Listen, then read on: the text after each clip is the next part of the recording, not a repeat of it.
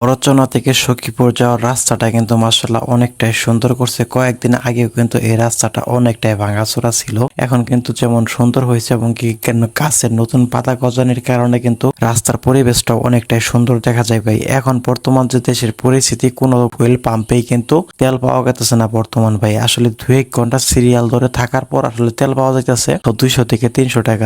বাজারের সামনে যে ফুয়েল পাম্পটা আছে, আমি আজকে যাইতেছি সেখানে ফুয়েল ভরার জন্য। আসলে সেখানে তেল পাবো কিনা জানি না, সেখানে যদি তেল না পাই আসলে নলুয়ার কাছাকাছি একটা তেলের পাম্প আছে, সেইখানে যাব। সেইখানে যদি না পাই তাহলে আবার ব্যাক আমাকে ঘুরে আসতে হবে ভালুকা। আমার গাড়িতে কিন্তু বেশি একটা তেলও নেই, মনে হয় 1 থেকে 2 লিটারের মতো গাড়িতে তেল আছে। যদি আমি কচুয়া বাজারের সামনে যে ফুয়েল পাম্পটা, আসলে আমি সেইখানে তেল পাই নাই, তার জন্য ভাবলাম যে নলুয়া বাজারের সাথে যে ফুয়েল পাম্পটা আছে সেখানে যাওয়া যাক। যদি সেখানেও ভাই তেল না পাই তাহলে আজকে আমার হবে পুরাটাই লস প্রজেক্ট। তো ভাই বর্তমান দেশের যে পরিস্থিতি কিছু বলার নাই। আমাদের দেশে ভাই চলে আসলাম সখীপুর আসার পরে দেখেন এখানের পরিবেশটা লক্ষ্য করে দেখেন ভাই, আজকে কিন্তু প্রচুর পরিমাণ রোদ্রের তাপমাত্রা অনেকটাই বেশি। তো সখীপুর আসার পরেও দেখি ভালোই একটু যানজট হয়ে গেছে, মানে তাল চত্বরের কাছাকাছি চলে আসছি। তো এখান থেকে ডাইরেক্ট থানার সামনে দিয়ে চলে যাব নলুয়ার ওয়ালি বাজারে যে ফুয়েল পাম্পটা আছে সেখানে যাইতেছি এখন তেল ভরার জন্য। যদি সেইখানেও আমি আজকে তেল না পাই তাহলে পুরাটাই হয়ে যাবে আমার লস প্রজেক্ট। আমার গাড়িতে তেল ছিল আপনার 2 লিটার, আমি কিন্তু ভালুকা থেকে চলে গেছি সখীপুর বোয়ালি বাজার। সেখানে যদি তেল না পাই আমার মনে হয় না যে আমি ভালুকা ফেরত আসতে পারবো। আমার গাড়ি ভ্যান গাড়ি দিয়ে ধাক্কায় নিয়ে আসতে হবে ভাই। বর্তমান দেশের যে পরিস্থিতি কিচ্ছু বলার নাই। বর্তমান সময়ে যদি তেল কোনো পাম্পে পাওয়া যায় তাহলে 5 থেকে 6 ঘন্টা লাইনে থাকতে হয়, তারপরে যেয়ে কিন্তু তেল পাওয়া যায়। আসলে এই সংকটটা কিসের জন্য? আগে কিন্তু প্রত্যেকটা এলাকার দোকানে কিন্তু তেল পাওয়া যেত, এখন কিন্তু কোনো দোকানে ভাই তেল পাওয়া যায় না। আগে একটি ফুয়েল পাম্পে তেল আসতো আপনার 20 থেকে 30 হাজার লিটার প্রতিদিন, আর